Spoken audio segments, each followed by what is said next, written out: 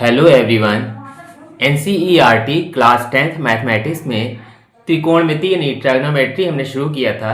उसमें exercise number 8.1 हम लोग देख रहे थे।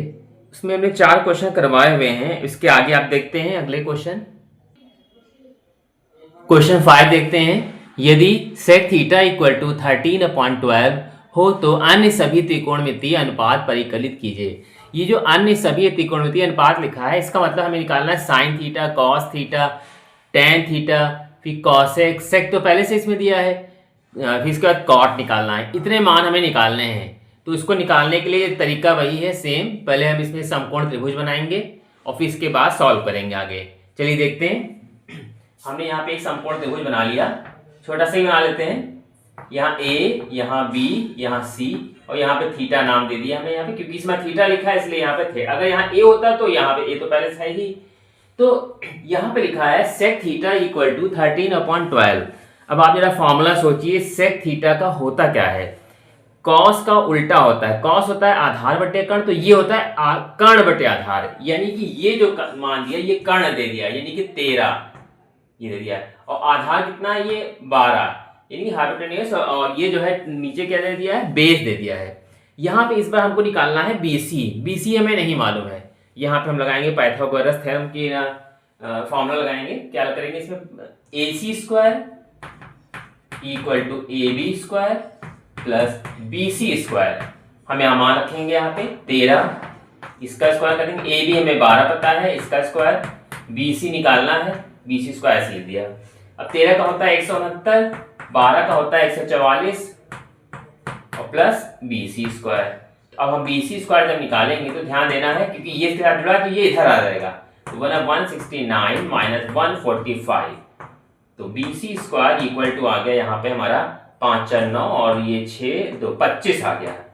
तो BC की वैल्यू हमारी आ गई √25 या 5। यहाँ पे हमारा BC का मान निकल के आ गया है। क्या आ गया है, 5। अब यहाँ कहा जा रहा है कि अन्य सभी त्रिकोणमितीय अनुपात ज्ञात करें। ठीक है, तो हमने फॉर्मूला यहाँ पे निकाल लिया, मतलब डायग्राम में जो है मान था वो हमने इसमें रख दिया। अब यहाँ पे सारे त्रिकोणमिति के सूत्र लगाएंगे और 1 बाय 1 इसके मान निकालते जाएंगे। आइए देखते हैं। सबसे पहले साइन का मान निकालेंगे। साइन थीटा बराबर होता है लंब बटे कर्ण। तो लंब कितना है, ये लंब है, ये कर्ण, ये हो गया। ठीक है, कॉस का निकाल लेंगे। कॉस थीटा इक्वल टू क्या होगा, आधार बटे कर्ण 12 बटे 13। Tan theta equal to LAL मतलब लंब बटे आधार। लंब कितना है हमारा यहाँ पे 5 बटे आधार कितना है 12। साइन कॉस टेन हमने मान निकाल लिया। अब इसके बाद क्या बच रहा है, कॉसेक थीटा साइन का ही उल्टा होता है, तो 13 बटे 5 लिख दिए। सेक का हमें पहले से पता है, कॉट का निकालना रहेगा। कॉट थीटा इक्वल टू 10 का उल्टा 12 बटे 5। ये ऐसे समझ के निकाल सकते हैं। इसे निकाल सकते हैं, चाहे तो आप फॉर्मूला लगा दिए, कॉट का क्या होता है उसके आधार पे जो हम इससे मान निकाल सकते हैं। तो इस तरीके से हमें पूछा गया कि सभी त्रिकोणमितीय अनुपात ज्ञात करें। तो यहाँ पे हमारे सारे आ गए, साइन, कॉस, टेन, कॉसेक, सेक का तो पहले से पता है, कॉट, सारे मान आ गए। यही इसके राइट आंसर होंगे। अगला सवाल देखते हैं। यदि एंगल A और एंगल B न्यून कोण हो जहां cos A equal to cos B, तो दिखाइए कि angle A equal to angle B।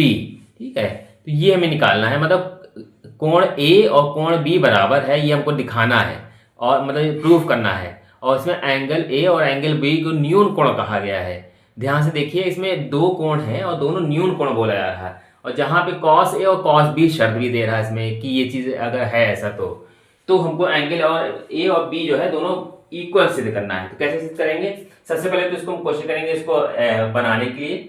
सबसे पहले हमने एक यहाँ पे एक ट्राइंगल बनाया है, यहाँ पर ये राइट ट्राइंगल बनाएंगे पूरा सही से। अब ध्यान से देखिए, हमने यहाँ पे एक परपेंडिकुलर डाल दिया है, लंब। यहाँ नाम डाल दीजिए एंगल A है, ये एंगल A, मतलब A ये हो गया, B इसको कहना पड़ेगा क्योंकि एंगल B, यही दोनों न्यून कोण दिखाई दे रहे हैं, एक इधर से न्यून कोण। और ये हमारा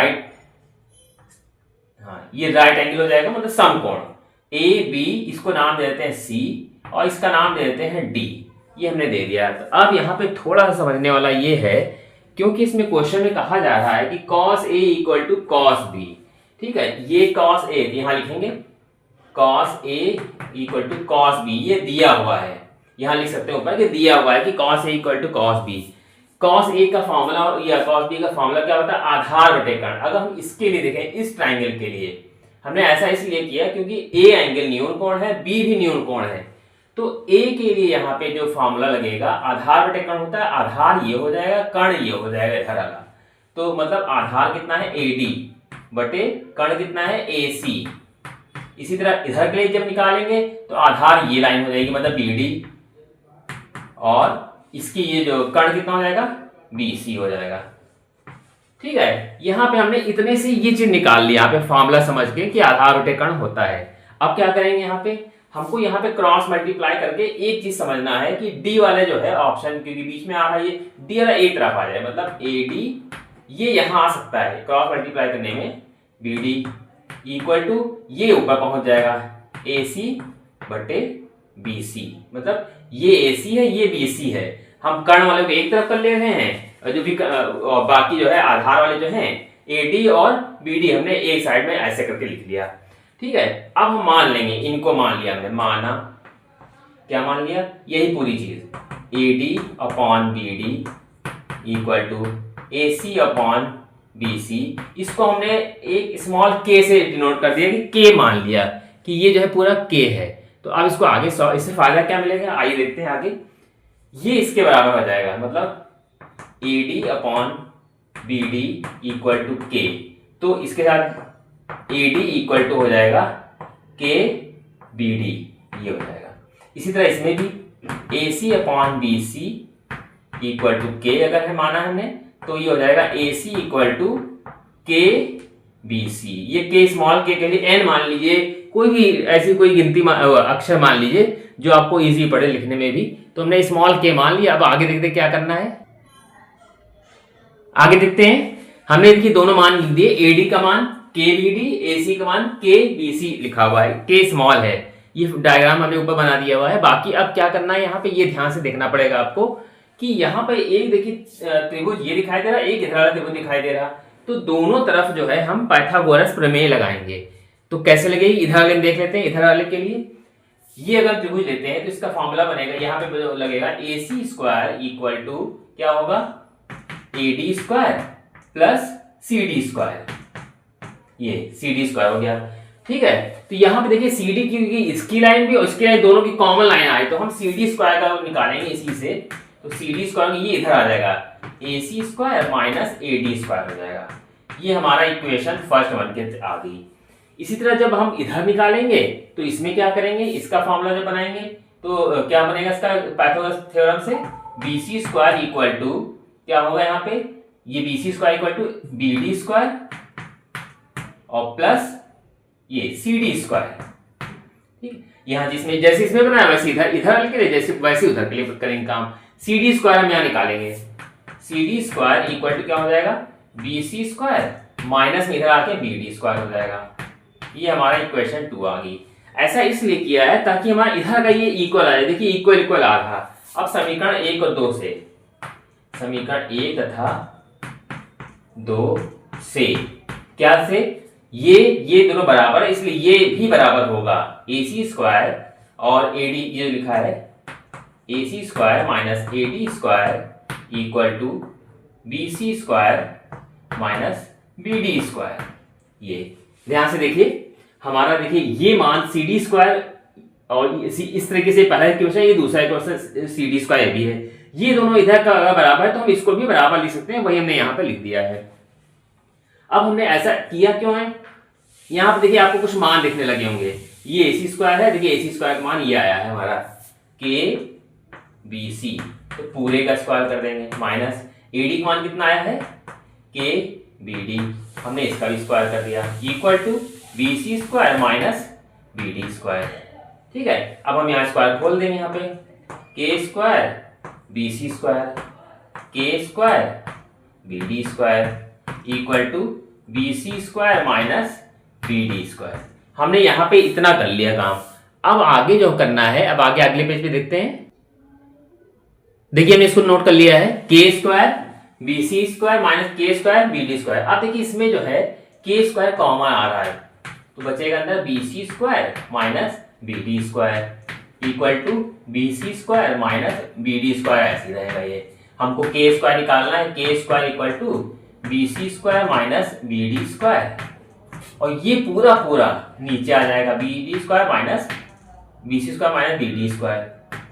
ये पूरा से कट जाएगा। यहाँ पे कटने के बाद क्या आएगा, अब ये जीरो मत कर दीजिएगा, यहाँ पे आएगा एक, क्योंकि जब भी डिवाइड जाता है तो एक होता है। अब के का मान इसका एक का स्क्वायर रूट निकालेंगे तो एक आएगा। इसी के का मान जो है हम उसमें रखेंगे जो हमने अभी अभी निकाला है उससे पहले, जो जिसको माना था यदि ये बराबर के, तो के का एक मान आया हुआ है उसमें रखेंगे। लिखेंगे यहाँ के का मान रखने पर, के का मान रखने पर के का मान रखेंगे। तो देखिए उससे पहले जो हमने बनाया हुआ था वो क्या आया था, ए डी इक्वल टू के बी डी आया था, यही था, ए डी इक्वल टू के बी डी। और दूसरा भी था ए सी इक्वल टू के ए सी, इसमें मान रख देंगे यहाँ पे, तो क्या हो जाएगा यहाँ पे हमारा के का मान कितना, एक है, एक रख दिया, इंटू बी डी पहले से ही है, ये ए डी। ठीक, तो A D equal to B D हमारा यहाँ पर इस तरीके से आ जाएगा, A D equal to B D. ठीक है, इसी तरह दूसरा मान जो हमारा था वो क्या था, ए सी इक्वल टू के बी सी था। ठीक है, के का मान एक रख दिया इंटू बी सी।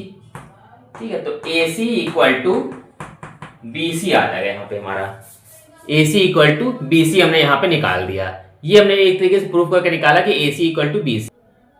अब ए सी इक्वल टू बी सी था क्या चीज, अगर आपने डायग्राम आपको ध्यान हो तो डायग्राम देखिए ऐसे बनाया हुआ था, इसमें ये ए था, ये बी था, और यहाँ पे सी, और ये हमारा डी था।